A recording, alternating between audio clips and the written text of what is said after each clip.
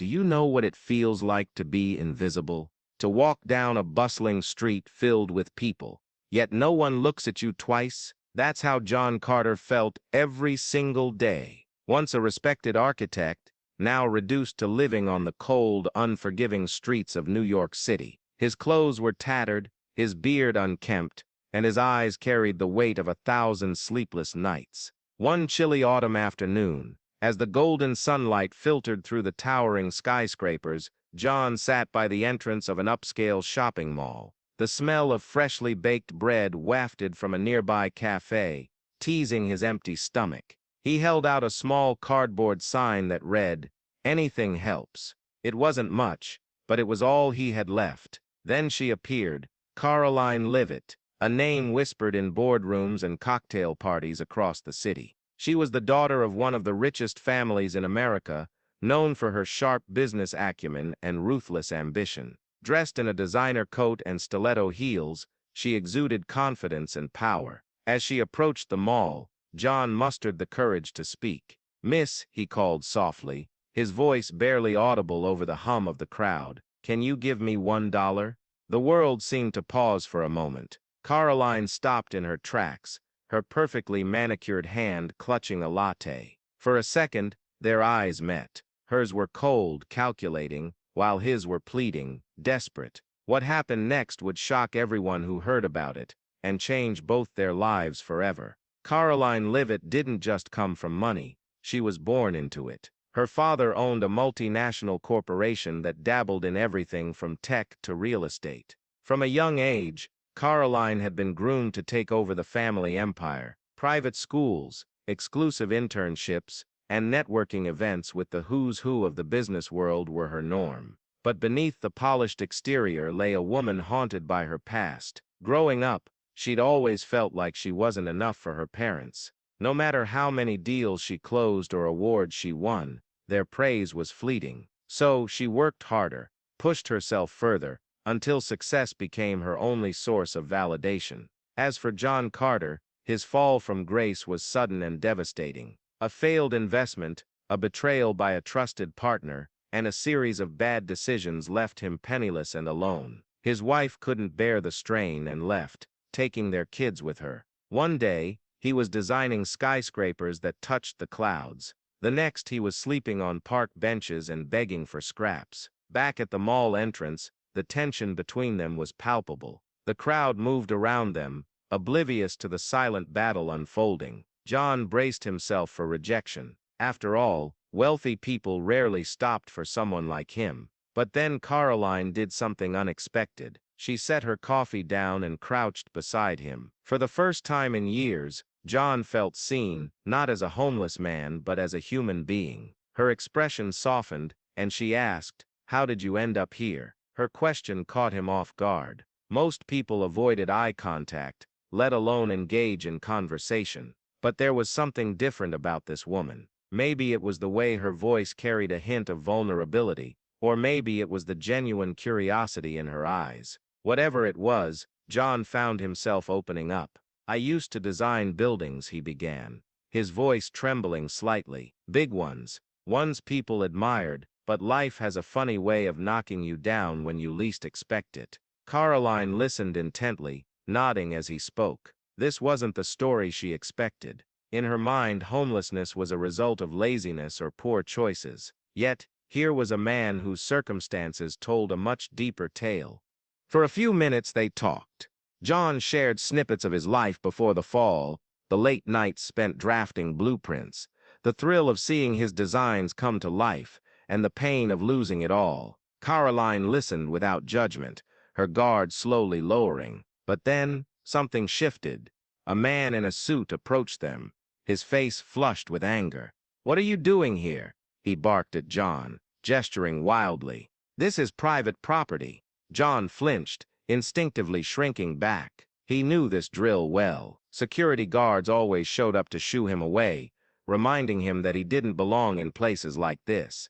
But before he could respond, Caroline stood up, her posture tall and commanding. "I'm talking to him," she said firmly, her voice cutting through the noise of the crowd. The guard hesitated, clearly recognizing her. Word traveled fast in New York City, especially among those who worked for the elite. Miss Leavitt, the guard stammered, bowing slightly. I didn't realize that he's a person too? Karoline snapped, her eyes narrowing. The guard muttered an apology and scurried off, leaving the two of them alone once more. John stared at her, stunned. No one had ever stood up for him like that. Not since everything fell apart. Why did you do that? He asked. Finally, his voice barely above a whisper. Karoline hesitated, as if searching for the right words. Because everyone deserves respect, she replied simply. Then, after a pause, she added, and because I think I owe you something. Before John could ask what she meant, Karoline reached into her purse and pulled out a business card. On it was printed her name, along with the title, CEO of Leavitt Enterprises. She handed it to him, her expression serious. Come see me tomorrow at my office, she instructed. 9 o'clock sharp. And don't be late. John blinked, confusion etched across his face. Why? Instead of answering, Karoline smiled faintly and walked away, disappearing into the throng of shoppers. As John watched her go, a spark of hope ignited within him, a feeling he hadn't experienced in years. Little did he know, this meeting would set off a chain of events neither of them could have predicted. Because behind Karoline's seemingly kind gesture lay a secret far darker than either of them imagined. The next morning, John stood outside the gleaming glass skyscraper that housed Leavitt Enterprises. His hands trembled as he held the business card, the weight of the moment pressing down on him. What was he even doing here? He wasn't some corporate executive or high-powered lawyer. He was a homeless man trying to piece his life back together. But something inside him urged him forward. Maybe it was desperation, maybe it was curiosity, or maybe it was the faint glimmer of hope that Karoline's invitation had sparked. Whatever it was, it propelled him through the revolving doors and into the sleek lobby. A receptionist greeted him with a polite smile. "Can I help you?" she asked. "I'm here to see Karoline Leavitt," John replied, his voice steady despite his nerves. The receptionist raised an eyebrow, but quickly masked her surprise. "Do you have an appointment?" John nodded, holding up the business card. The receptionist picked up the phone, whispered something, then gestured for him to take a seat. A few minutes later, a young assistant appeared, leading him to the elevator. As they ascended to the top floor, John couldn't shake the feeling that he was walking into something far bigger than himself. When the doors opened, he stepped into a sprawling office filled with modern art and floor-to-ceiling windows, offering breathtaking views of the city. Karoline sat behind a massive desk, typing away on her laptop. She looked up as John entered, her expression unreadable. "Take a seat," she said, motioning to a chair across from her. Once he was seated, she leaned back in her chair, studying him closely. "So, John Carter," she began, her tone measured, "tell me why I should give you a second chance." John swallowed hard. He hadn't expected this. "Because I'm not who I seem," he answered honestly. "I made mistakes. Yes, but I also built things that mattered. And if given the opportunity, I can do it again." Karoline nodded slowly, her sharp mind processing his words. Then, without warning, she slid a folder across the desk. Inside were documents detailing a project, the redevelopment of an abandoned neighborhood on the outskirts of the city. "This is your test," she explained. "If you can prove to me that you still have what it takes, I'll offer you a position in my company. Fail, and this is where our story ends." John's heart raced as he flipped through the pages. It was ambitious, complex, and risky, but it was exactly the kind of challenge he craved. "You've got yourself a deal," he said firmly.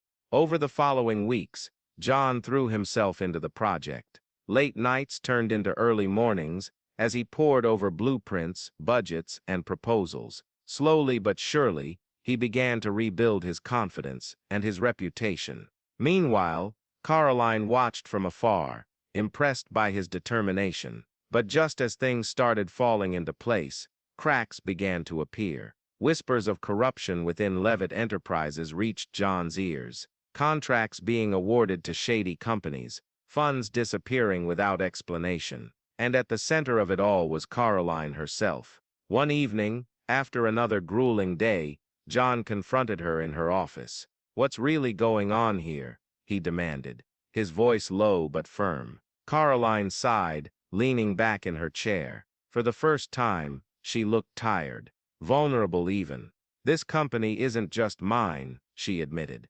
"It belongs to my father, and he'll stop at nothing to protect it, even if it means sacrificing people like us." John stared at her, torn between disbelief and sympathy. If what she said was true, then the world he was stepping back into was far more dangerous than he ever imagined. That night, John couldn't sleep. The revelation Karoline had shared weighed heavily on his mind. If her father was involved in corrupt practices, then taking this job wasn't just about rebuilding his life. It was walking into a minefield. The next morning, he decided to dig deeper. Using his old contacts and skills, he uncovered evidence of illegal transactions funneling millions out of Leavitt Enterprises. But as he pieced together the puzzle, one name kept appearing: Karoline. His heart sank. Could she really be part of it? Or was she caught in the same web of deceit as everyone else? Determined to find answers, John scheduled another meeting with Karoline. When they met, he laid out everything he'd discovered. Her reaction was not what he expected. She didn't deny it. Instead, she confessed. "Yes, I knew," she admitted, her voice barely above a whisper. "But my father, he threatened to cut me off if I didn't comply. He said he'd ruin me, and anyone else who stood against him." John felt a mix of anger and pity. On one hand, her actions were unforgivable. On the other, he understood the pressure of living under someone else's shadow. "Why didn't you tell me sooner?" he asked, frustration creeping into his voice. "I wanted to believe I could fix it," she replied, tears welling up in her eyes. "I thought if we worked together, we could expose him without destroying everything we've built." John shook his head. "This isn't just about your father anymore. This is about justice. If we don't act now, more people will get hurt." Karoline hesitated, torn between loyalty to her family and the chance to do the right thing. Finally, she made her decision. "Okay," she said firmly. "We'll take him down, together." But little did they know, their plan wouldn't go unnoticed. By choosing to fight back, they had signed their own declaration of war, one that would put them both directly in the crosshairs of a powerful enemy. The next few days were a blur of secrecy and strategy. John and Karoline worked tirelessly to gather evidence against her father, knowing that one misstep could cost them everything. They stayed up late nights, poring over documents, decoding encrypted files, and building an airtight case. Finally, the moment came. Armed with proof of embezzlement, money laundering, and bribery, they walked into the boardroom of Leavitt Enterprises. The air was thick with tension as Karoline's father, Richard Leavitt, sat at the head of the table, flanked by his lawyers and advisors. "Karoline," he said coolly, his eyes narrowing as she entered. "What's the meaning of this?" She stood tall, her voice steady, despite the fear bubbling inside her. "This is the end, father," she declared, placing a stack of folders on the table. "You've been stealing from this company for years, using it to fund your own greed. And today, I'm exposing you." Richard laughed, a cold, humorless sound. "Do you really think anyone will believe you? A disgraced architect and a spoiled little girl, you're nothing but pawns in my game." John stepped forward, his presence grounding Karoline. "We have emails, bank records, witness statements, everything we need to bring you down," he said firmly. "And if you don't step aside willingly, we'll make sure every newspaper, TV station, and social media platform knows exactly what kind of man you are." For a moment, Richard seemed unfazed. Then, without warning, he pressed a button on his desk. Within seconds, security guards burst into the room, surrounding them. "This meeting is over," Richard announced, smirking. "Take them away." Panic surged through John and Karoline, but they refused to back down. As the guards closed in, Karoline pulled out her phone and hit send on a pre-written email. It contained all the evidence, automatically forwarded to journalists, regulators, and even the FBI. "You underestimated us," she spat, glaring at her father. And now, the whole world will know the truth. Richard's face went pale as he realized the extent of their plan. For the first time he looked unsure, a crack in his otherwise impenetrable facade. But before anything else could happen, the door swung open again, this time revealing law enforcement officers. "Richard Leavitt, you're under arrest," one of them said, handcuffs in hand. As chaos erupted in the room, John turned to Karoline, his expression a mix of pride and relief. "We did it," he whispered. But deep down, they both knew this wasn't the end. There would be consequences, legal battles, public scrutiny, and perhaps even retaliation from those still loyal to Richard. Yet, for the first time in years, they felt alive, driven by purpose and justice. In the weeks that followed, the scandal rocked the business world. Richard Leavitt was arrested and charged with multiple counts of fraud, embezzlement, and corruption. His once mighty empire crumbled under the weight of its own greed, leaving many questioning the true cost of success. For Karoline, stepping out from her father's shadow proved both liberating and daunting. She inherited what remained of Leavitt Enterprises, vowing to transform it into a company rooted in integrity and transparency. It wasn't easy. There were skeptics, doubters, and those who thought she'd fail, but she was determined to prove them wrong. As for John, his life took an unexpected turn. With Karoline's help, he secured a position within the company, using his architectural expertise to lead the redevelopment project they had started together. Slowly but surely, he rebuilt his career, his reputation, and most importantly, his self-worth. One evening, as they stood on the balcony of the company headquarters, overlooking the city skyline, Karoline turned to John with a smile. "You know," she said, "I never imagined I'd find redemption through someone like you." John chuckled, leaning against the railing. "And I never thought I'd end up working for someone like you. Guess we both got lucky." They shared a laugh, the kind that comes from surviving something unimaginable and emerging stronger because of it. But as the sun dipped below the horizon, casting a golden glow over the city, Karoline's expression turned thoughtful. "There's still so much to do," she admitted. "Rebuilding trust, restoring faith. It won't happen overnight." John nodded, understanding her unspoken concerns. "But we've already come this far. Who knows? Maybe next time we'll take on the whole world." Her lips curved into a small smile. Maybe. As they walked back inside, neither of them noticed the figure lurking in the shadows across the street, watching their every move. A camera phone clicked softly, capturing images that could change everything once again. Because in the world of power and wealth, nothing is ever truly resolved, and sometimes the battles you win only lead to bigger ones ahead. Thank you for sticking with me through this wild ride. If you enjoyed this story, don't forget to hit that like button and subscribe for more content like this.